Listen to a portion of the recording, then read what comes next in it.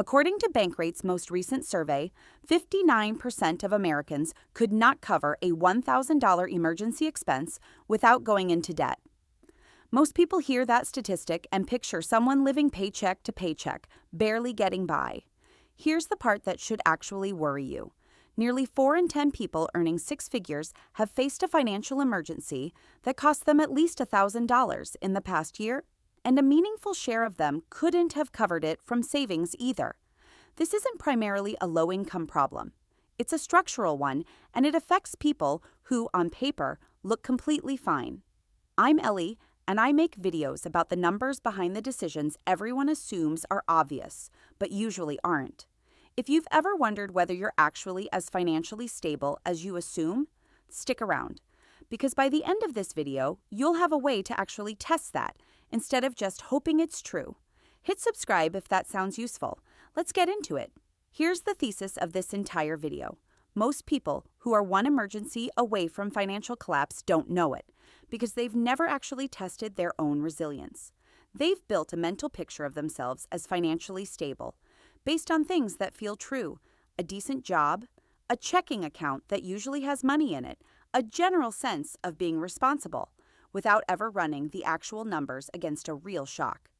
The gap between assumed resilience and tested resilience is where this entire problem lives. Let's define what financial collapse actually looks like at this level, because it's not bankruptcy and it's not living on the street. It's a fast, specific slide. An emergency hits, a car repair, a medical bill, a period without income. There's no cash buffer to absorb it, so it goes on a credit card. The credit card carries a balance because there's no ability to pay it off immediately. Interest starts compounding, typically somewhere between 20 and 25% annually on the outstanding balance. 6 months later, the person isn't dealing with one emergency anymore. They're dealing with an emergency plus a growing debt that's actively working against their monthly cash flow at exactly the moment their monthly cash flow was already tight enough to have no buffer in the first place. That's the collapse. Not dramatic, not sudden, just a quiet compounding slide that started with a single unbuffered shock. Before we meet our 2 examples, it's worth understanding why so many people overestimate their own resilience in the first place, because this isn't about denial or dishonesty.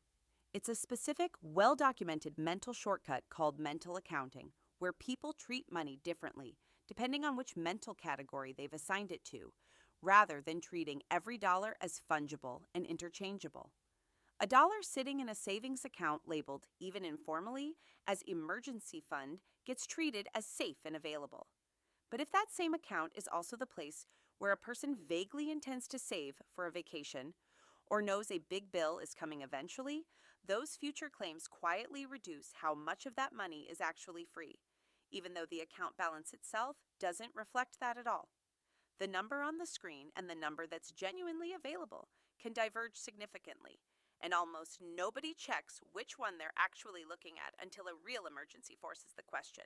Let's meet 2 people to make this concrete. Sam and Malik, both 31, both earning $78,000 a year in similar roles, similar cities, similar cost of living. Both would tell you, if you asked casually, that they're financially fine. Neither one is reckless. Neither one is in debt beyond a normal mortgage and one car payment. On paper, at a glance, they look identical. Sam has $3,000 sitting in a savings account. It's been there for a while, and Sam thinks of it as an emergency fund, in the loose sense that it exists and isn't earmarked for anything specific. Malik has an emergency fund too, $4,200, but Malik actually built it deliberately, calculated specifically to cover 2 months of core expenses, and has never once dipped into it for anything else, because it exists in an account separate from anywhere Malik spends day to day. Here's where the difference becomes visible. 6 weeks ago, both of them experienced a real financial shock within days of each other. Sam's transmission failed, an $1,800 repair. Malik's water heater failed, a $1,600 replacement. Similar size shock, similar timing, similar life stage. Sam pulled from the $3,000 account. And this is where the mental accounting problem shows up clearly.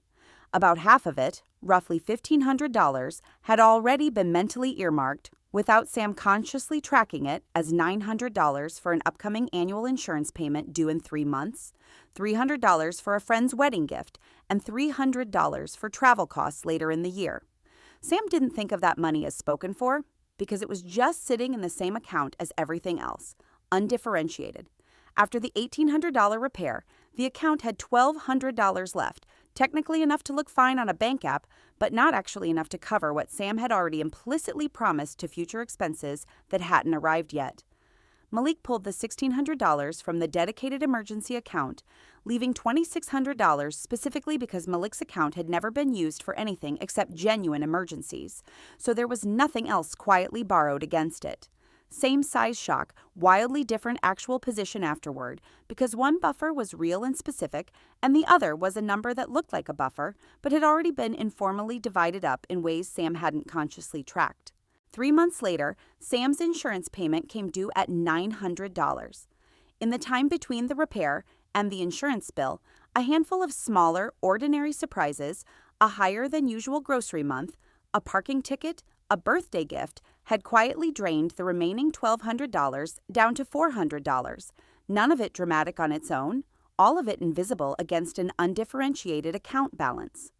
With only $400 available, $500 of the $900 insurance payment went on a credit card at an interest rate around 22%. This is the actual mechanism of collapse. It didn't happen because of one dramatic event. It happened because Sam's assumed emergency fund had never been stress tested against multiple claims on the same pool of money, and the first real test revealed it wasn't as solid as it looked on a bank balance screen.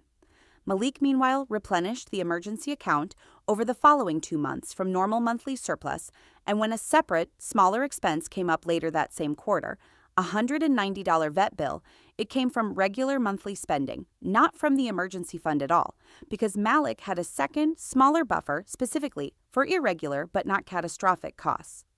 2 separate pools of money, each with one job, rather than one undifferentiated pool being asked to do everything at once. This is the part almost nobody explains clearly when they talk about emergency funds. Having some savings isn't the same as having a tested emergency fund. A number sitting in an account can look identical to an outside observer, or even to the account holder, whether it's a real dedicated buffer or a loosely tracked pool that's already implicitly spoken for several times over.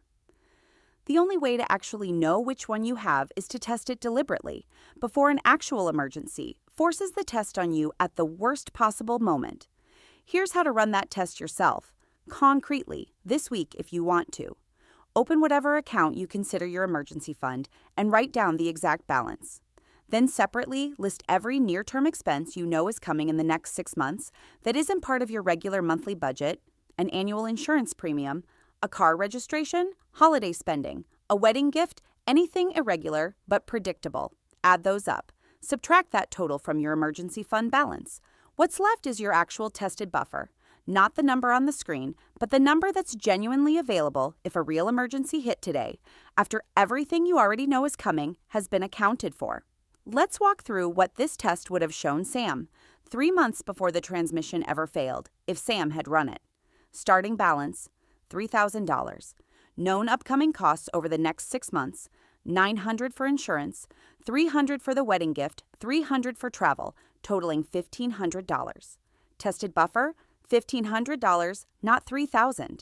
If Sam had known the real number was $1,500, not $3,000, the $1,800 transmission repair would have immediately revealed itself as too large for the actual available buffer, prompting a very different response. Perhaps delaying the wedding gift? Perhaps building the fund further before treating it as fully adequate, rather than discovering the gap only after the money was already gone and the insurance bill was already looming. For a lot of people, this number is meaningfully smaller than what they assumed, and that gap between the number on the screen and the number that's actually free is precisely where the one emergency away reality lives, even for people earning good money who would never describe themselves as financially fragile. The fix isn't complicated, but it does require being honest about the test, and it also requires physically separating the money once you know your real number. Once you know your real tested number, the goal is building a second, smaller account specifically for known irregular expenses, separate from your true emergency fund. Ideally, these live at two different institutions entirely, not just two different account names at the same bank, because a single login screen showing both balances side by side makes it far too easy to mentally blur them back together the same way Sam did without realizing it. The irregular expenses account should be sized to whatever your actual known upcoming costs add up to, recalculated every few months as old expenses clear and new ones appear on the horizon, while the true emergency fund stays untouched, except for genuine, unplanned shocks, a job loss, a major repair, a medical emergency. Nothing. That was already foreseeable 6 months out. This structural separation is exactly what separated Malik's outcome from Sam's. Not a bigger salary, not more discipline in some abstract sense, but two clearly separated pools of money, each with exactly one job, instead of one pool being asked to silently cover everything at once.